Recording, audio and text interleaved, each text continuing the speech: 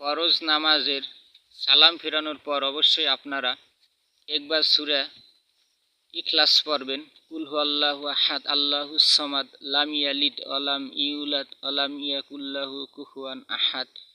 একবার সূরা ফালাক পড়বেন। কুল আউযু বিরাব্বিল ফালাক মিন শাররি মা খালাক ওয়া মিন শাররি গাসিকিন ইযা ওয়াকাব ওয়া মিন শাররি নাফাসাতি ফিল উকাদ ওয়া মিন শাররি হাসিদিন ইযা হাসাদ।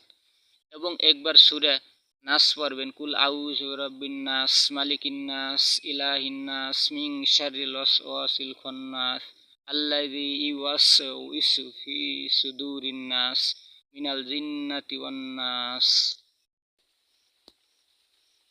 ফরজ নামাজের সালাম ফিরানোর পর অবশ্যই আপনারা একবার সূরা ইখলাস পড়বেন। কুল হুয়াল্লাহু আহাদ আল্লাহুস সামাদ লাম ইয়ালিদ ওয়া লাম